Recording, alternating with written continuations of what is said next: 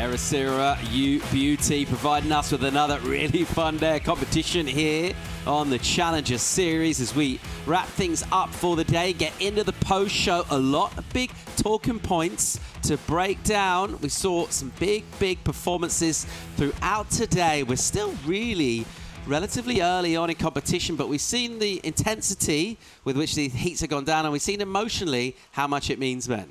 Yeah, there's a lot went down today. So many narratives, so many good surfing. Yeah, now every heat we lost 2 surfers, 2 very good surfers. So yeah, it's been, as you said, it's been emotional. I mean, we rocked it. We came out early this morning with a bit of PTFA, post-traumatic fog angst. We thought, is this going to happen again? Are we going to get taken away? Is the surfing going to get covered up? It wasn't. And, yeah, it's been incredible days of wave riding. JJ, part of the reason we love the Challenger Series, how brutal these heats are. 4 surfers in the water. We're looking at names going out every round, and we're like, I can't believe they're going out at this stage. But it makes it really entertaining for us as fans to watch. For the surfers to compete, you can see how emotionally it really does take its toll. Oh, yeah, it's the Kiwi Warrior Meets Championship Tour surfing. There's a lot going down on these Challenger Series events, and it means so much to all of them. I mean, you get here, you have a fighting chance to finally achieve your dream. And it's hard. It's really hard. I mean, 4-man heats, it's never easy, but to do it at this level and how much talent is in both the men and women fields, yeah, props to the people who get through. It's not easy. Aside from, I guess, a couple of heats today that were slower as well, it's really encouraging to see so much opportunity going through with loads of sets, multiple sets throughout the day. So it's been a really fun day of competition, just seeing everyone have a chance to have at it. But obviously some big talking points from the day in particular. So our first topic that we're going to go through is the Heat 13 from the round of 64. And we look at names of people with a lot of spark, and they include the likes of Eli Hanneman, who showed us loads of that. Yeah, he surfed so well. Just bided his time, and then as soon as he got these long wally waves, he just went to town on them. Really spiky, really sharp. And then at the very end of the heat, we'll see he went from a massive closeout air to seal the deal. He was out there saying his mantra was, if I get the wave, I get the score. But Mateus Hurdy fought back strong. Yeah, I mean, this guy, we've been talking about him a lot. He's such a big personality here on the Challenger Series, and he's backing it up with his surfing. He's coming close. He's really up there on the rankings. He knows how vital these points are, all on the line here, just absolutely throwing everything at these end sections, and I think he might have liked that one. Yeah, he's such a good guy to have as a showman. He was behind for a little bit here. Just sort of dig deep enough. It wasn't easy. But then he just started getting these waves. He had flair, he had control, he had sort of just main character energy, as you mentioned. But then, I'll tell you what, Hanneman, well, he wasn't going to go anywhere. He just kept plugging away. He said he's a hard worker, and he did that sort of stuff. Oh, wow. Yeah, really asking the question. No, he's trusting in the process, as he said, and trusting that his time will come. And if he just keeps putting his best foot forward, it'll all unravel for him. So, yeah, a really big standout heat today with those 2 surfers just looking really in form. Yeah, and to the previous point they were making, the likes of Bronson Meddy going down in that heat as well. So we've lost him. That's a bummer. Also, Jose Francisco has competed really well. He's out as well, and that's the sort of quality we're dealing with here. Yeah, it was a massive heat. It was stacked. And those 2 other surfers surfed really well as well. Bronson went to the air, the world junior champion. Francisco was also just that heavy hitting backhand, but they couldn't match those 2. They were elite. One of the other themes we love on the Challengers here, it's a recurring theme, is that mix of the experienced campaigners, some of the iconic names of the sport from the Championship Tour coming up against the youngsters. It's exactly what happened in terms of our second topic as well. In this case, both of those 2 advancing. So it's that classic blend of the experience with the youthful exuberance.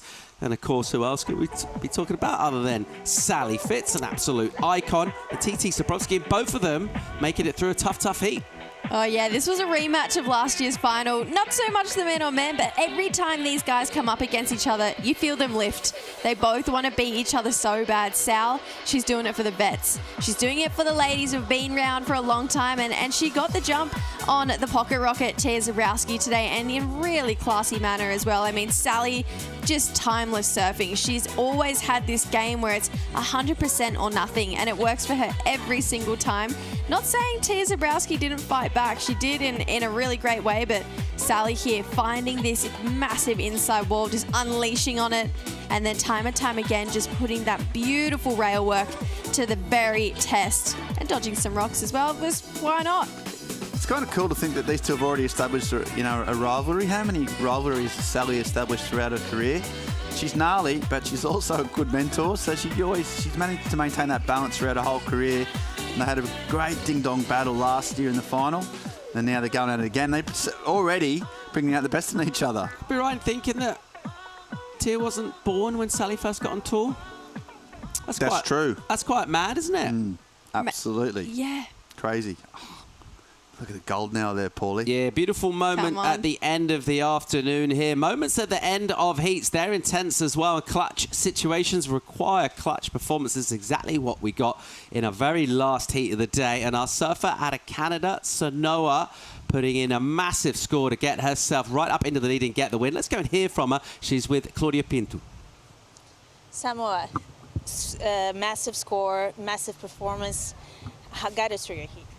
Yeah, I'm so happy I got the score at the end. I mean, all you ever want, in heats is opportunities to show your surfing, and it was down to the wire, a little stressful, but I'm so happy I got the score at the end. And yeah, just I don't know, it was like a good wave. It came to me, and it was kind of funny. It's kind of like redemption from last year here. I got one, but it was like a half a second after the buzzer that would have been the score. So as soon as I was standing up on that wave and I knew I was going to have an opportunity before the heat ended, I was really happy. And yeah, just, it's always much nicer coming in to the beach knowing that you're going to be going on to another day. Looking forward for the next round? Yeah, very much so. Getting to surf, out here, kind of better quality waves, right hand points. I love surfing on my backside, and, getting to surf against Nadia in India. And, all the girls in this division, they're such amazing surfers, and I feel like you learn so much from each round. So, super excited to be on to the next day. And wrapping up the day with this amazing performance, back to the post-show. Yeah, thanks so much, Claudia. A really thoughtful debrief as well from Sanoa there. And you can see just her energy just dialed back a bit. She wants to go deep into this event. She's going to have to surf several more times if she's going to do that. Yeah, but I mean, if she just keeps putting it up there like she did in that last heat, there is no denying that she can't go really deep into it. I mean, those backhand whips she had, they were legit. They had a lot of, energy behind them. I feel like she was really pushing hard through those sections, and knowing that she can keep her cool under that much pressure, that's pretty lethal as well. Yeah, well, energy throughout the day, consistency from the swell. That's a key ingredient here, and with our forecast with that west swell kicking in, we're expecting a bit more than that. You know what? Let's dive in to our Surfline forecast once again and see what's in store over the coming days. The waves just keep on coming here at Ribeira de Ilhas. Yeah, it hasn't changed too much since the day. It's pretty predictable. This storm's a long way off. You can see there, next 4 days, so Thursday's tomorrow, 3 to 4 foot faces, similar to today, with that a little bit bigger in the afternoon. Friday's the same, Saturday's the same, but then, there's a real jump Sunday, which could potentially be finals day. Probably will be finals day. 6 to 8 foot, that's solid here, and that's absolutely ideal. So we could just get through with excellent conditions like we saw today, but with a real icing on the cake on Sunday, Paulie. I'm excited. Yeah, different people crunch those numbers differently. 6 to 8 foot. What are we talking there? That's what, double overhead type surf? This is potentially really, really big and powerful out on the reef here. Yeah, it's definitely going to be solid for sure. I feel like 6 to 8 foot is enough to make anyone a little bit nervous, especially going into a heat. You got to be able to read the ocean, understand what exactly is going on out there, have experience when it's that big as well. I feel like that's where those veterans are really going to come into play. They've surfed it big. A lot of these new rookies only surfed it around that 2 to 4 foot mark, which is comfortable for everyone. So, it'll be an interesting playing field to see who makes it to finals day and who really knows this right-hand point break. Yeah, it's a nice dynamic, isn't it? The double bonus. Make it to finals day, good in itself. You also get to see the surf at its biggest. We'll see how all of that unfolds. Meanwhile, looking back on today and some of our top moments for the day, it was inevitable that the rocks were going to be involved. They're never not part of the story here. So our first topic... It's actually in the contract, every top 5 moment has to be some rock-based. And I'll tell you what, it had to be him. It's just a function of everyone being so committed and really going for it. And Morgs, well, he knows he's always going to put it on the line. He was surfing really sharp too, wasn't he? And then just comes down to the bottom here and he's going, I could pull out, you could pull out there, or do I want another 0.5? Doesn't get that, and then just You'll see him in here. Gets caught right down the bottom. There's some nice surfing from Morgs, but come on, let's get to the rocks. That's what we're here for, guys. Let's get, Hold on for let's the cut to the rocks, chase, guys. guys. I mean, I'll watch Morgan surf all day, but, top 5 moment. Yeah, He did. ended up on his head. Look at that. Oh, he just... Sorry, I shouldn't laugh. Yeah. You can laugh because we know he was fine, but he just went over, went through that little gap, feet in the air, head between his legs, and he still won. And so look at that, massive emotion, and just because it's probably because he knows he's alive. And Amuro Tsuzuki flying the flag for Japan. What a convincing heat she had here. I mean, this is the fine form we know that she has, and she feel like she's been dialing it back all year a little bit, but it's finally unleashed here, just absolutely laying that rail in, dodging her competitor in the meantime. Morgs dodges rocks, Amuro her competitors, but these bigger waves gave her this more opportunity just to really push harder off this back foot and crack it when those lips really started to come towards her. Really nice flow from start to finish there for Amuro. Took her bomb below in the process. Well, we talked about this. We saw Eli just going for it. He had a really interesting heat interview after. He's, hard work's not a problem. He's always been really committed, really likes doing the hard yards. He said it's more about just clearing his thought process and just trusting himself a lot more to do surfing like this when it mattered. And you can tell by the way he's sort of just approaching these waves that he's doing that pretty well. He's trusting himself. And with surfing, a lovely little claim and a big hug, and he's a happy man and surfed great. So yeah, great surfing. Oh, the lady of the hour, Yo-Yo. We had her in here in the booth, and she's just flying the flag for Portugal here, and just felt like as soon as this heat started, it was going to be her heat. She got better throughout the heat too, just kept building on every single opportunity. So much speed. As soon as there was a vertical face, she was up and over that lip, just projecting down the line, just like that one there, right on cue from Yo-Yo. Really lovely rail turns as well. She gave us a lot of variety to work with and pretty much fangirl over. And Yo-Yo making the Portuguese very happy down here today. Yeah, great surfing, and then came in the berth and talked us through it. But it came down to Japanese surfers having a really good day today.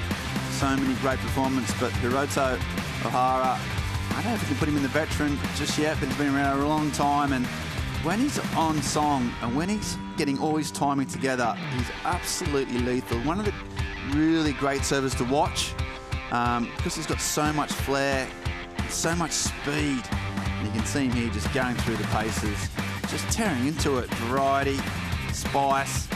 And yeah, this was one of the great performances. He went excellent. And he absolutely deserved that. Excellent scores. And the Japanese clan, they loved it. And rightfully so, it was incredible surfing.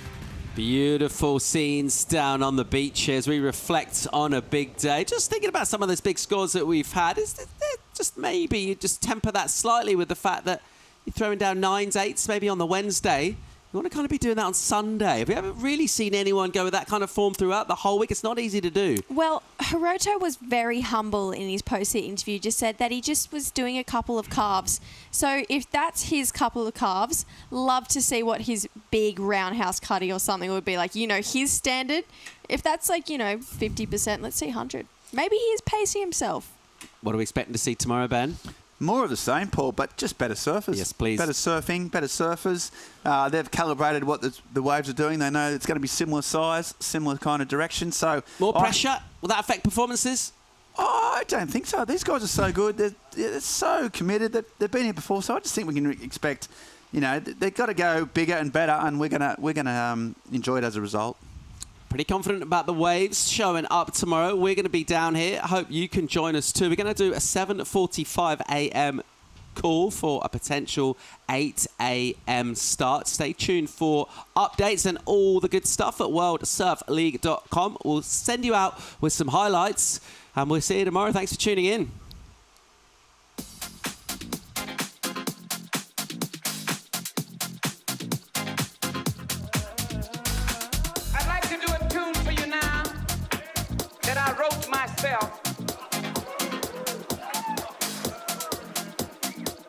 It's a story about a girl that would rather go blind than to watch her man leave her.